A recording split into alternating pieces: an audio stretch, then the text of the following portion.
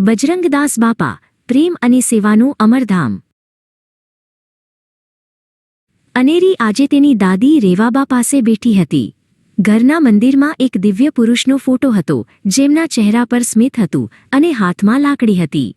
અનેરીએ પૂછ્યું, બા, આ બાપા સીતારામ કોણ છે? ગામમાં બધા તેમનું નામ કેમ લે છે?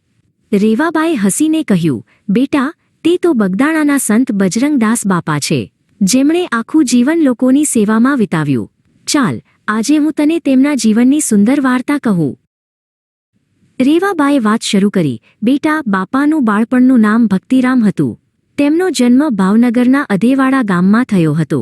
નાનપણથી જ તેમના હૃદયમાં ભગવાન પ્રત્યે અતૂટ શ્રદ્ધા હતી. તેમની માતા હીરાબા તેમને સંતોની વાર્તાઓ સંભળાવતા. ભક્તિરામ જ્યારે નાના હતા ત્યારે જ તેઓ સમજી ગયા હતા કે સાચી ભક્તિ તો ગરીબો અને દુઃખીઓની સેવા કરવામાં છે. જેમ જેમ ભક્તિરામ મોટા થયા તેમ તેમ તેમની ભક્તિ વધતી ગઈ. તેઓ તેમના ગુરુ સીતારામદાસજી પાસે ગયા. ગુરુએ તેમને સીતારામ મંત્ર આપ્યો. ત્યારથી ભક્તિરામ બજરંગદાસ બન્યા અને સતત બાપા સીતારામનો મંત્ર જપવા લાગ્યા. તેઓ હંમેશા કહેતા કે રામનું નામ લેવાથી બધા દુઃખ દૂર થાય છે. અનેરી આ સાંભળીને મંત્રનો મનમાં જાપ કરવા લાગી. રેવાબાએ આગળ કહ્યું, ભ્રમણ કરતા કરતા બાપા બગદાણા ગામે આવ્યા. બગદાલ ઋષિની આ પવિત્ર ભૂમિ તેમને ખૂબ જ ગમી ગઈ.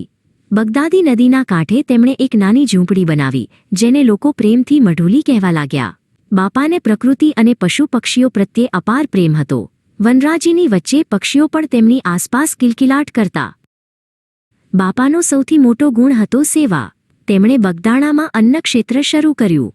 કોઈ પણ વ્યક્તિ ભૂખી ન જાય તે તેમનું મુખ્ય લક્ષ્ય હતું. એકવાર એક ભૂખ્યો વટે માર્ગુ ત્યાં આવ્યો. બાપાએ પોતે તેને પ્રેમથી ભોજન પીરસ્યું. બાપા માનતા કે ભૂખ્યાને ભોજન આપવું એ જ સાચો યજ્ઞ છે.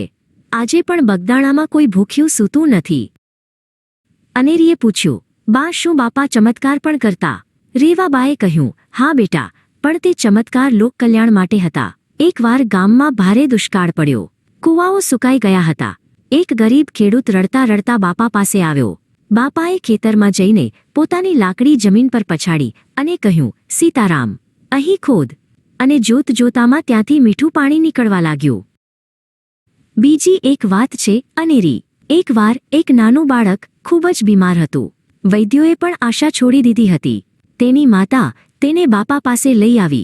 બાપાએ બાળકના માથા પર હાથ ફેરવ્યો અને માત્ર એટલું જ કહ્યું, ગાંડા, સીતારામ, બોલ, બધું સારું થઈ જશે.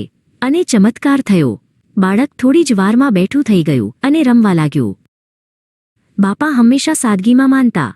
તેઓ ખાદીના વસ્ત્રો પહેરતા અને હાથમાં મજબૂત લાકડી રાખતા.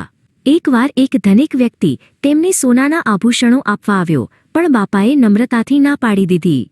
તેમણે કહ્યું, મારે સોનું નથી જોઈતું, આ ધન ગરીબોના કામમાં વાપરો. બાપાએ શીખવ્યું કે સાચું સુખ ત્યાગમાં છે, સંગ્રહમાં નહીં. અનેરીએ કહ્યું, બા, મારે પણ બગદાણા જવું છે. રેવાબાએ કહ્યું, ચોક્કસ જઈશું બેટા. આજે બગદાણા એક મોટું ધામ બની ગયું છે. ત્યાંની શાંતિ અને પવિત્રતા અદ્ભુત છે. લાખો ભક્તો ત્યાં દર્શને આવે છે અને બાપાના આશીર્વાદ મેળવે છે. ત્યાં જઈને બાપા સીતારામનો નાદ સાંભળવો એ એક લ્હાવો છે. વાર્તા પૂરી થતાં અનેરીએ આંખો બંધ કરી અને બાપાને નમસ્કાર કર્યા. તેણે દાદીને વચન આપ્યું, બા, હું પણ બાપાની જેમ બીજાને મદદ કરીશ અને હંમેશા સાચું બોલીશ. રેવાબાએ અનેરીને વહાલ કર્યું. આખું ઘર બાપા સીતારામના પવિત્ર નાદથી ગુંજી ઉઠ્યું.